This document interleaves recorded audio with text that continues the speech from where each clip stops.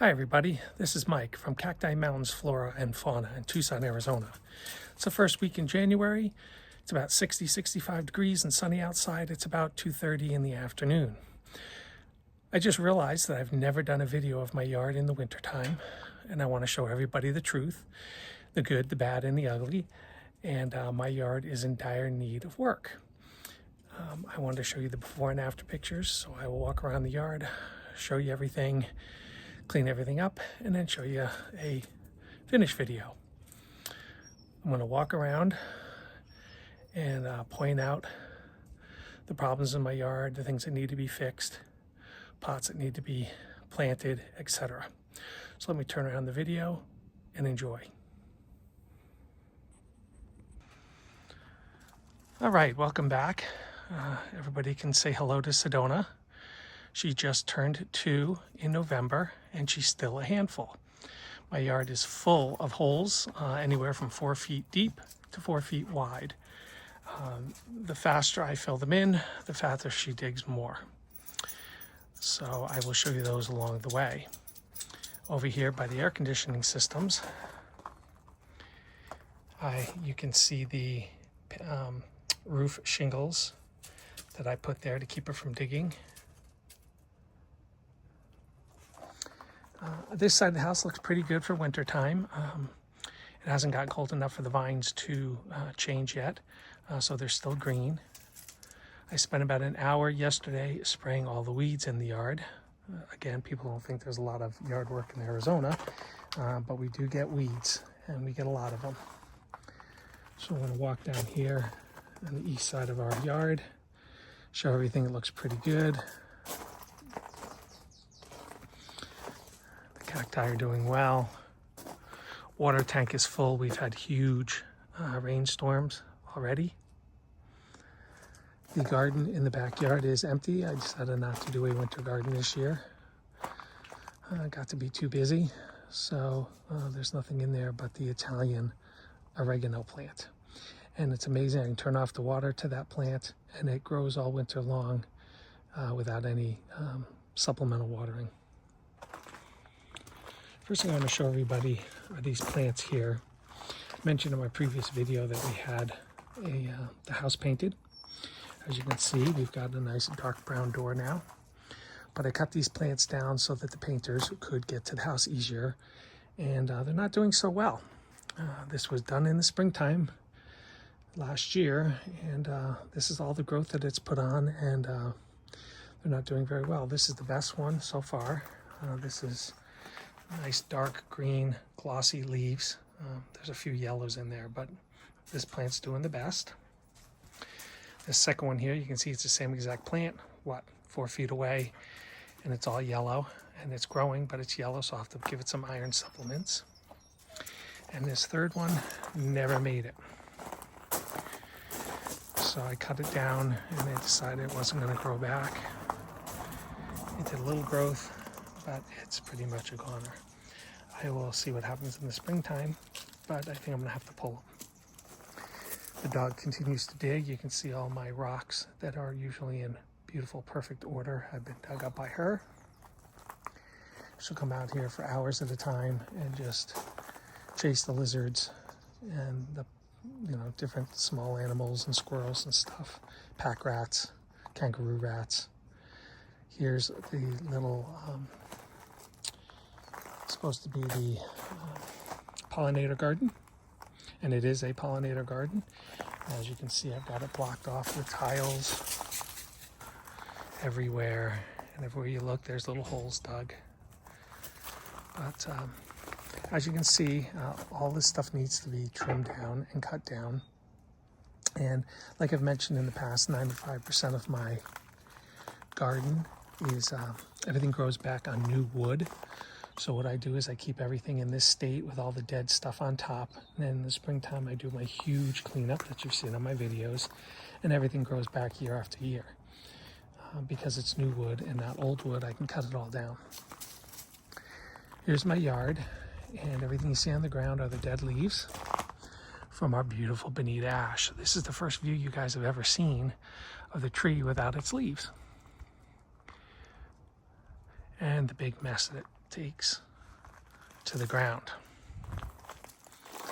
I'm gonna walk over here and show you the rose bushes, because again, this is the area where the dog has her newest spot. She literally dug up a rose bush yesterday and pulled it out. I saw her chewing it on the lawn, and I have to show you the hole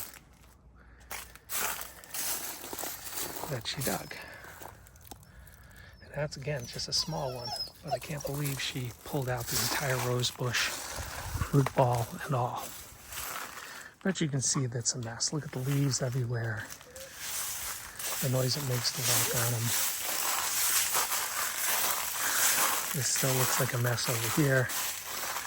And the dog just jumps right in here and does what she wants in this area too, even though I've fenced it off.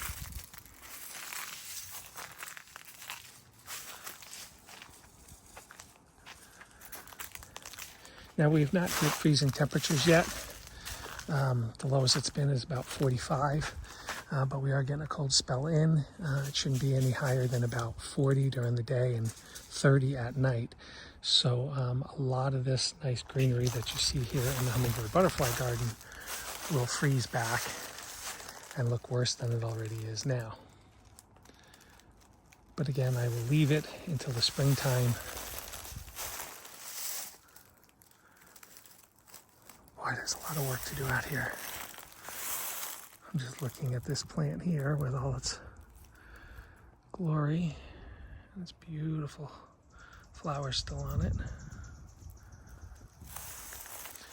The lawn is still green. I was able to repair the lawn from last year from the dog, but I did have to literally put down mesh wire to keep her from digging in a couple of spots. And then once the grass grew in, she kind of left it alone.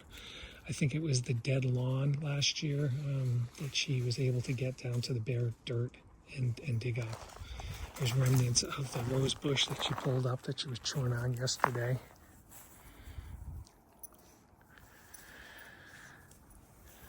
But you can see there's weeds. Oh, there's some big weeds right there.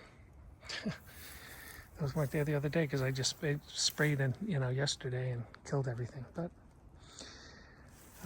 over here was our orange vine, and she has ripped this thing to shreds. The lizards get behind there and she will just go to town on it. We've pulled out more broken pieces. She's got the irrigation torn up in here. And I don't know, I think I'm gonna have to tear the whole thing down or cut it way back and see if it grows back again. But this is like a 20-year-old vine, 25-year-old vine. And it's not looking good. Over here you can see this is our Swan Hill olive, our fruitless Swan Hill, and you see the sprouts growing out from the base. And this is what happens with this tree if you don't keep them trimmed. There are some people that just let them grow and then they trim them into a hedge and they have a small hedge wrapped around the tree, but I don't like that look. So those will be coming down. I just have not had a chance to come out here and show you and do the work I need to do. Dead spot in the lawn, dog keeps digging. I'm gonna come over to this side and show you the dog damage. These are all the pots and the plants and the things I've had to put here to keep the dog from digging. And she just keeps digging. It absolutely amazes me. She will just go through cactus and plants and pots and just keep digging and keep digging. I just repaired those a couple of days ago. Fruit trees are in their glory. It's the Arizona orange. It's got oranges on it, but like I said, these are just never edible oranges. No matter what I do with this tree, it just refuses to go green. It's very yellow, and it's always been yellow, but it does produce fruit, and we give it to the birds. Stop. Stop digging. Stop. Yeah. Yes, I'm talking to you. Leave it alone. So over here we've got our fruit trees, and they are doing really, really well. This is our grapefruit tree. Come on, let's go inside. Come on.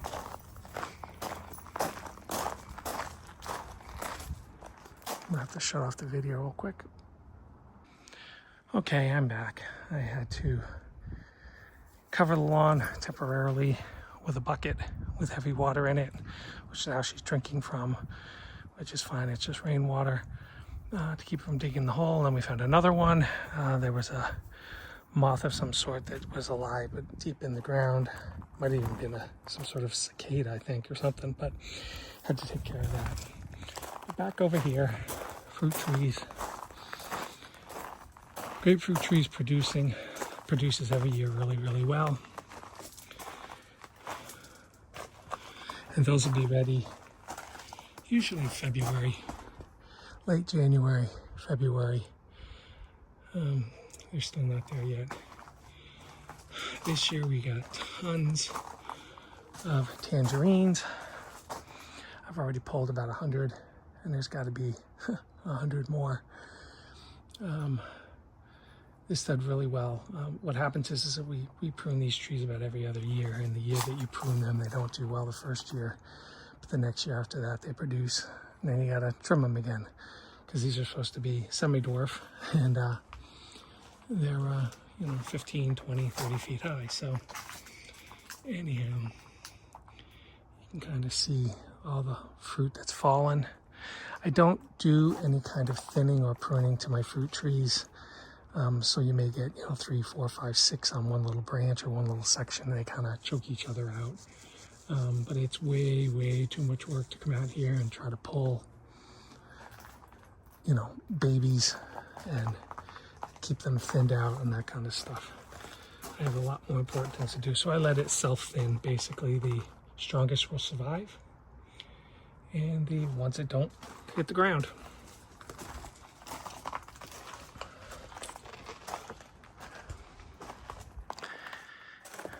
These beautiful plants are coming back from me trimming them in the spring as well from the painter. They do well. Our containers of different plants. As we grow babies, we just throw them in a pot and then transplant them somewhere else. We bought this plant in the springtime last year. It literally was smaller than 1 gallon. And now it's huge. So it really enjoys the weather out here.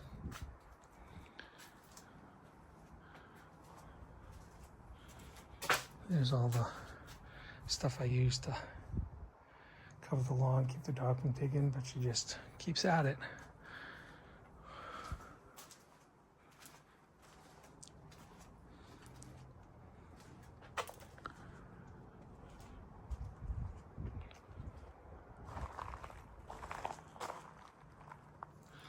I'm going to show you our pepper tree. This is one of the oldest trees in the entire yard. And it's deciduous as well. You can see the size of the trunk. It's about 30 years old. And we prune this one up and trim it pretty thin because, again, this tree, as well as the Bonita ash, fight for space. And if I had to choose between the two, I'd rather have the Bonita ash take over more than the pepper tree or chase lung tree, because it is a big messy tree.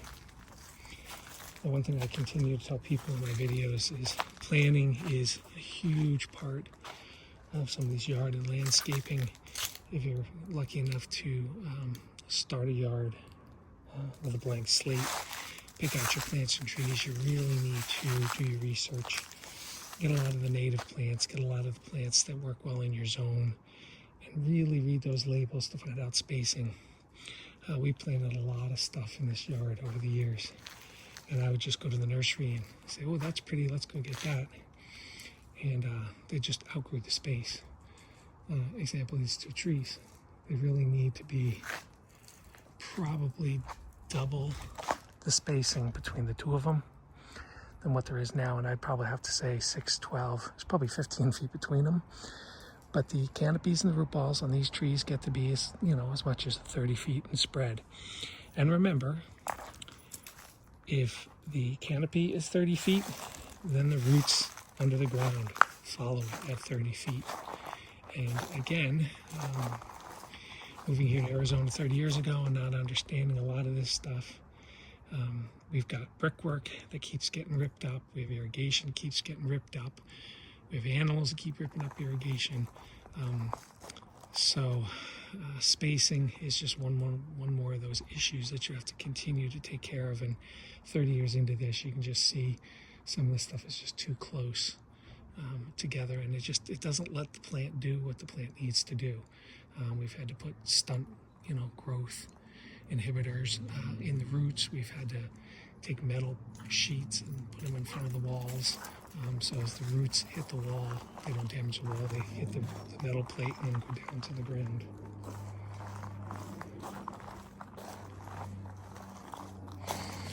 But this just gives you a quick idea of what the yard looks like. It's in its crappiest looking ways. And in a week or two, I will continue to work on it and get this back. I will do one cleanup now, and then the big cleanup in March/April time frame, and get that all cleaned up, and it'll all start fresh and new again. Alrighty, thanks for watching. Talk to you soon. Bye.